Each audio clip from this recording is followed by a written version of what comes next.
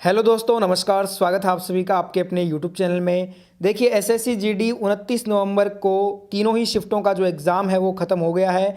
उम्मीद करते हैं तीनों ही शिफ्टों में जिनका भी आज एग्ज़ाम था सभी का एग्ज़ाम अच्छा गया होगा। देखिए, तीनों शिफ्टों के एग्ज़ाम एनालिसिस करेंगे एक साथ और देखेंगे कि किस प्रकार के क्वेश्चन आज पूछे गए थे शिफ्ट में, और सभी क्वेश्चन 100% रियल हैं जो आज आपके तीनों शिफ्टों में आए थे।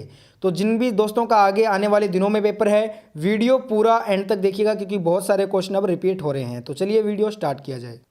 तो देखिए फ्रेंड्स, क्वेश्चन आपके स्क्रीन पे आ गए हैं। सबसे पहले अपने स्टार्ट करेंगे तीसरे शिफ्ट के साथ।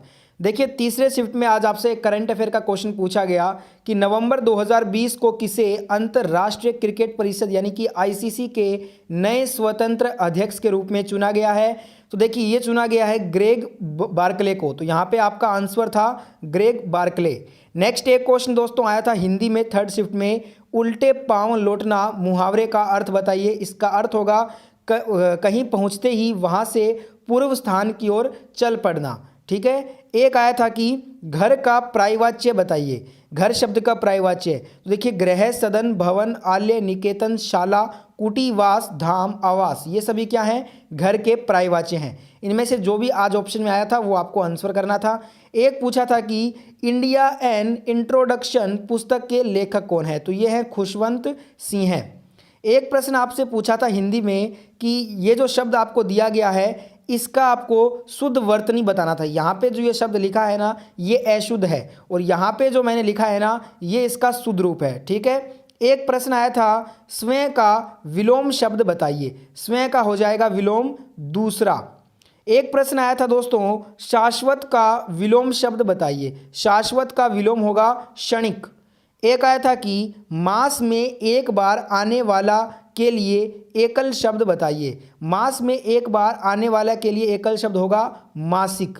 एक प्रश्न पूछा था नाक कट जाना मुहावरे का अर्थ बताइए। इसका अर्थ होगा इज्जत जाना या बेइज्जती होना। दोनों ही सही हैं, जो भी ऑप्शन में था वो सही करना था। एक आया था बादल का पर्यायवाच्य शब्द बताइए। बादल का होगा मेघ, जलद, अम्बुद, इस प्रकार से बहुत सारे होते हैं बादल के पर्यायवाच्य।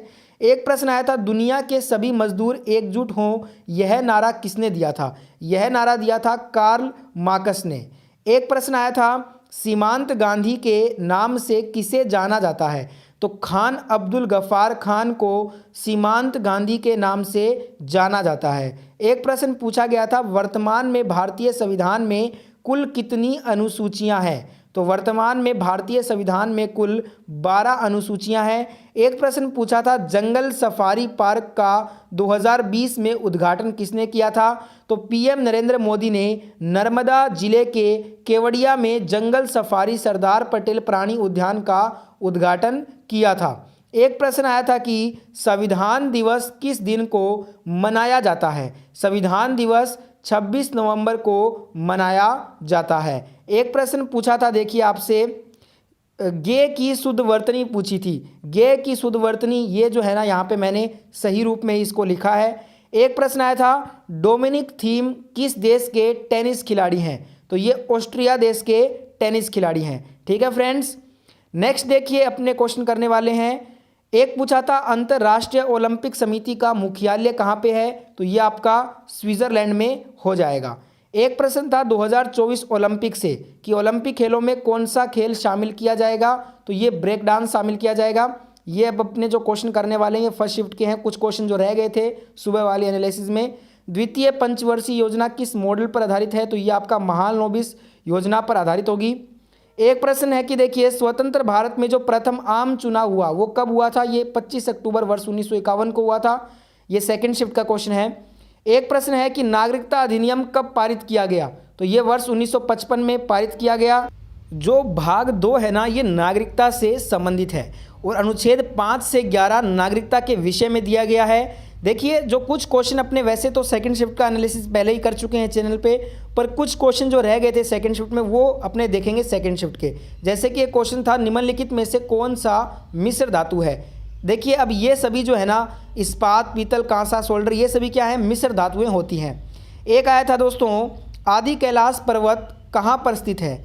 देखिए आदि कैलाश पर्वत की बात करें तो ये मानसरोवर उत्तराखंड में स्थित है। ये अपने फर्स्ट शिफ्ट के क्वेश्चन कर रहे हैं। फर्स्ट शिफ्ट का एनालिसिस भी मैं पहले ही चैनल पे आपको कंप्लीट करवा चुका हूँ, जिसने नहीं देखा है देख सकता है।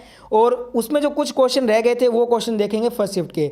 तो आदि कैलाश पर्वत ये आपका मानसरोवर उत्तराखंड में है। नेक्स्ट एक क्वेश्चन था फर्स्ट शिफ्ट का कि यूनेस्को के द्वारा जयपुर के गुलाबी नगरी को विश्व धरोहर जो शहर है उसका प्रमाण पत्र कब दिया गया है। तो देखिए यूनेस्को ने 5 फरवरी 2020 को गुलाबी नगरी जयपुर को विश्व धरोहर शहर वर्ल्ड हेरिटेज सिटी का औपचारिक प्रमाण पत्र सौंप दिया है।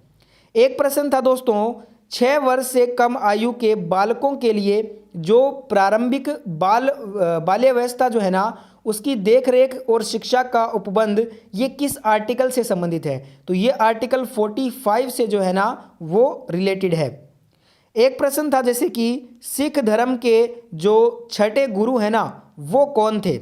देखिए फ्रेंड्स, गुरु हरगोविंद सिंह हैं। ये 1606 से 1645 के बीच में ये दोस्तों सिख धर्म के छठे गुरु थे और ये 5वें गुरु अर्जुन देव के पुत्र थे। इनकी माता का नाम गंगा था। ठीक है। एक प्रश्न है कि जी का रोग लगना मुहावरे का अर्थ बताइए। देखिए जी का जो रोग है ना, जी का रोग लगना मुहावरे का अर्थ होगा किसी बात की चिंता करना या फिक्र करना। ठीक है। एक प्रश्न था धौलागिरी पर्वत शिखर किस देश में स्थित है। बात करें धौलागिरी पर्वत शिखर की दोस्तों तो उत्तर मध्य नेपाल में हिमालय की पर्वत श्रृंखला का ये भाग है। तो यहाँ पे आपका आंसर हो जाएगा उत्तर मध्य नेपाल में जो है ना वो धौलागिरी पर्वत शिखर आपका स्थित होगा। तो नेपाल देश यहाँ पे आपका राइट आंसर था।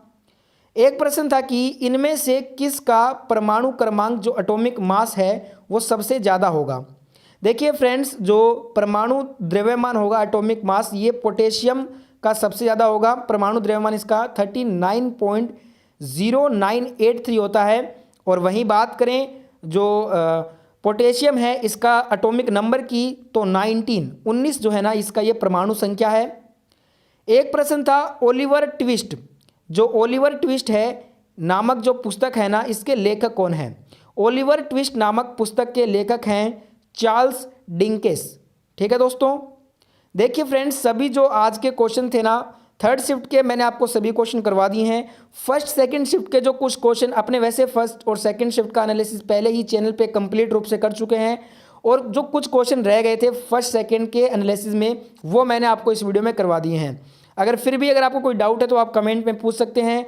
और अगर आपको इन सभी क्वेश्चन का PDF फाइल अगर डाउनलोड करना है तो टेलीग्राम चैनल आप ज्वाइन कर लीजिए। वहाँ पे आपको तीनों शिफ्टों का PDF फाइल जो है ना अवेलेबल करवा दिया जाएगा कुछ देर में। और साथ में फ्रेंड्स, आपने इस वीडियो को अभी तक लाइक नहीं किया है तो फटाफट से वीडियो को लाइक कर देना, शेयर कर देना, साथ में चैनल को जरूर सब्सक्राइब कीजिएगा।